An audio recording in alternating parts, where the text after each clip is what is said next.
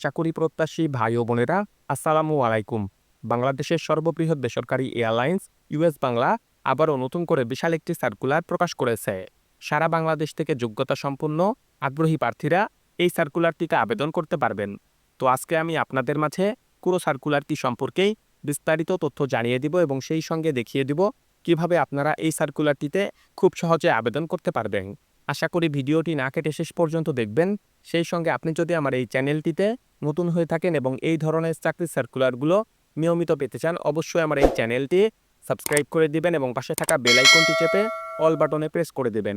তো চলুন কথা না বাড়িয়ে পুরো সার্কুলারটি দেখে নেওয়া যাক। তো দেখতেই পাচ্ছেন যে ইউএস বাংলা এয়ারলাইন্স তারা সম্প্রতি যেই পদে এই সার্কুলারটি প্রকাশ করেছে সেই পদটির নাম হচ্ছে জিএসসি অপারেটর ড্রাইভার। অর্থাৎ জিএসসি বলতে এখানে বোঝানো হয়েছে গ্রাউন্ড সার্ভিস ইকুইপমেন্টের যে যন্ত্রাংশগুলো রয়েছে সেগুলো পরিচালনা করার জন্য তারা ড্রাইভার পদে এই সার্কুলারটিতে জনবল নিয়োগ প্রদান করবে। এই সার্কুলারটিতে আবেদনের শেষ তারিখ হচ্ছে আগামী 13ই মে 2025। অর্থাৎ এই সার্কুলারটিতে যারা আবেদন করবেন বা আবেদন করতে আগ্রহী প্রার্থী রয়েছেন তারা অবশ্যই আগামী 13ই মে 2025 উল্লেখিত এই তারিখের মধ্যে আপনার আবেদনটি আপনি সম্পূর্ণ করে ফেলবেন। তবে বিডিজবসের ক্ষেত্রে বরাবরই আমি যে বিষয়টি বলে থাকি, বিডিজবসের সার্কুলারগুলোতে আপনি যত দ্রুত আপনার আবেদনটি সম্পূর্ণ করে ফেলবেন, ইন্টারভিউর কল পাওয়ার সম্ভাবনা কিন্তু আপনার তত বেশি থাকবে। সো আপনি যদি একজন যোগ্য এবং আগ্রহী প্রার্থী হয়ে থাকেন, আপনার আবেদনটি আপনি যত দ্রুত সম্ভব সম্পূর্ণ করে ফেলবেন। তো এই সার্কুলারটিতে তারা কতজনকে নিয়োগ প্রদান করবে এটি কিন্তু তারা সার্কুলারে স্পষ্টভাবে উল্লেখ করে নাই। দেখতে পাচ্ছেন এখানে ভ্যাকান্সির জায়গায় তারা ডট ডট রেখেছে, অর্থাৎ এই সার্কুলারটির পদসংখ্যা অনির্ধারিত এবং এই সার্কুলারটিতে নিয়োগপ্রাপ্ত হয়ে গেলে আপনার মাসিক বেতন হবে 30,000 টাকা। অর্থাৎ এই সার্কুলারটিতে বা এই পদটিতে যারা নিয়োগপ্রাপ্ত হয়ে যাবেন তাদের মাসিক বেতন হিসাবে 30,000 টাকা কোম্পানি বা প্রতিষ্ঠানের পক্ষ থেকে প্রদান করবে। তো এই সার্কুলারটিতে যারা আবেদন করবেন সেই সকল আবেদনকারী শিক্ষাগত যোগ্যতা যেটি প্রয়োজন সেটি তারা এখানে উল্লেখ করেছে। সর্বনিম্ন এসএসসি পাস হলে আপনি এই সার্কুলারটিতে আবেদন করতে পারবেন। তবে অবশ্যই সিজিপিএ কিন্তু 3 পয়েন্ট থাকতে হবে। অর্থাৎ সর্বনিম্ন বা আপনি যদি মাধ্যমিক এসএসসি পাস করে থাকেন তাহলে কিন্তু আপনি এই সার্কুলারটিতে আবেদন করতে পারবেন। তবে অবশ্যই সিজিপিএ 5 পয়েন্ট স্কেলে অবশ্যই কিন্তু আপনার 3 পয়েন্ট বা তার উল্টে সিজিপিএ থাকতে হবে। অ্যাডিশনাল রিকোয়ারমেন্ট যেগুলো রয়েছে, আবেদনকারী বয়স অবশ্যই 25 থেকে 35 বছরের মধ্যে হতে হবে। অর্থাৎ 25 বছরের কম এবং 35 বছরের বেশি হলে এই সার্কুলারটিতে আবেদন করার সুযোগ নেই। অবশ্যই 25 থেকে 35 বছরের মধ্যে আবেদনকারীর বয়স হতে হবে। কমপক্ষে 5 বছরের অটো বা ম্যানুয়াল গাড়ি চালানোর বাস্তব অভিজ্ঞতা কিন্তু প্রার্থীর থাকতে হবে। এছাড়া প্রার্থীরা অবশ্যই বিআরটি কর্তৃক ইস্যুকৃত বৈধ পেশাদার ড্রাইভিং লাইসেন্স থাকতে হবে। হালকা, মাঝারি, ভারী যে কোনো ধরনের ড্রাইভিং লাইসেন্স থাকলেই কিন্তু আপনি এই সার্কুলারটিতে আবেদন করতে পারবেন। যাদের হালকা ড্রাইভিং লাইসেন্স রয়েছেন তারাও চাইলে আবেদন করতে পারবেন। এছাড়া মাঝারি এবং ভারী যাদের ড্রাইভিং লাইসেন্স রয়েছে তারাও চাইলে এই সার্কুলারটিতে কিন্তু আবেদন করতে পারবেন। চোখের দৃষ্টি অবশ্যই 6x6 হতে হবে এবং উচ্চতা 5 ফিট 4 ইঞ্চি বা 164 সেন্টিমিটার হতে হবে। 5 ফিট 4 ইঞ্চি বা 164 সেন্টিমিটার বা তার ঊর্ধ্বে যদি আপনার উচ্চতা থেকে থাকে তাহলে কিন্তু আপনি সার্কুলারটিতে যদি আবেদন করেন সেক্ষেত্রে আপনি কিন্তু নিয়োগ পাওয়ার সম্ভাবনা অনেক বেশি থাকবে।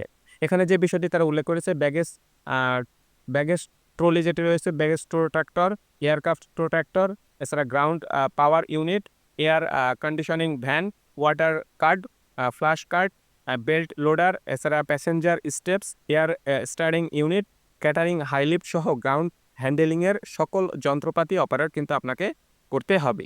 জিএসসি অপারেশন হিসাবে জিএসসি অপারেটর হিসাবে যে কোনো এয়ারলাইন্সে কাজ করার অভিজ্ঞতা সম্পূর্ণ প্রার্থীদের কিন্তু এখানে অগ্রাধিকার দেওয়া হবে। অর্থাৎ আপনার যদি পূর্বে কোনো এয়ারলাইন্সে জিএসসি অপারেটর হিসাবে কাজ করার অভিজ্ঞতা থেকে থাকে এবং আপনি যদি এই সার্কুলারটিতে আবেদন করে থাকেন অবশ্যই কিন্তু আপনি এখানে একটি বাড়তি অ্যাডভান্টেজ বা অগ্রাধিকার পাবেন।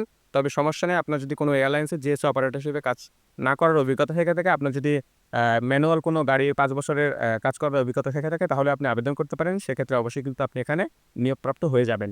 তো রেসপন্সিবিলিটি যেগুলো রয়েছে সেগুলো হচ্ছে যে কর্মঘণ্টা হবে 8 ঘন্টায়। 8 ঘন্টায় আপনাকে প্রতিষ্ঠানের পক্ষ থেকে যেভাবে আপনাকে কাজ বলে দিবে বা আপনার যে শিফট ইনচার্জ থাকবে যেভাবে আপনাকে নির্দেশনা দেবে আপনি সেভাবেই আপনার কাজটি করে যেতে পারবেন। কর্মঘণ্টা যেটা রয়েছে সেটা হচ্ছে 8 ঘন্টা। অর্থাৎ 8 ঘন্টা এই চাকরিটির ডিউটি টাইম তারা উল্লেখ করেছে। কোম্পানির অন্যান্য যে সকল বেনিফিট রয়েছে সেগুলো তারা এখানে উল্লেখ করেছে। অর্থাৎ বেতনের পাশাপাশি আপনি যে সকল সুযোগ সুবিধাগুলো পাবেন সেগুলো তারা এখানে উল্লেখ করেছে। অবশ্যই সপ্তাহে কিন্তু 2 দিন আপনার সাপ্তাহিক বন্ধ বা সাপ্তাহিক ছুটি আপনি পাবেন 2 দিন। এছাড়া ঢাকা বিমানবন্দরে কর্মরত ডিউটি শিডিউল অনুযায়ী সকালের নাস্তা, দুপুরের খাবার, রাতের খাবার কিন্তু প্রদান করা হবে। অর্থাৎ যারা ঢাকা এয়ারপোর্টে বা ঢাকা বিমানবন্দরে নিয়োগপ্রাপ্ত হবেন বা পোস্টিং হবেন তাদের ক্ষেত্রে কিন্তু অবশ্যই আপনার ডিউটি শিডিউল অনুযায়ী কিন্তু আপনাকে তারা একটি একবেলা খাবার বা একটি মিল খাবার কিন্তু আপনাকে তারা বিনামূল্যে প্রদান করবে।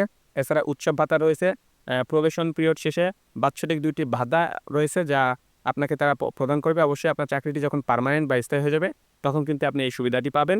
এছাড়া চিকিৎসা এবং বীমা সুবিধা রয়েছে। এছাড়া কোম্পানির নিয়ম অনুযায়ী অন্যান্য সুযোগ সুবিধাও আপনাকে তারা প্রদান করবে। ওয়ার্ক প্লেসের কথা বলা হয়েছে ওয়ার্ক অ্যাট অফিস, যদিও আপনাকে এয়ারপোর্টের যে র্যাম্প এরিয়া আছে সেই র্যাম্প এরিয়াতে আপনাকে এই কাজটি করতে হবে। এমপ্লয়িমেন্ট স্ট্যাটাস যেটি রয়েছে অর্থাৎ চাকরি যেটি ধরন রয়েছে সেটি অবশ্যই এটি কিন্তু একটি ফুল টাইম বা স্থায়ী একটি চাকরি, অর্থাৎ এই চাকরিটি কোনো শর্ট টাইম বা চুক্তিভিত্তিক এই ধরনের কোনো কাজ নয়। অবশ্যই কিন্তু এটি একটি ফুল টাইম বা স্থায়ী একটি চাকরি এবং এই পদটিতে শুধুমাত্র পুরুষ প্রার্থীরা আবেদন করতে পারবেন, অর্থাৎ এই সার্কুলারটিতে নারী প্রার্থীদের আবেদন করার কোনো সুযোগ নেই। শুধুমাত্র পুরুষ প্রার্থীরা এই সার্কুলারটিতে আবেদন করতে পারবেন।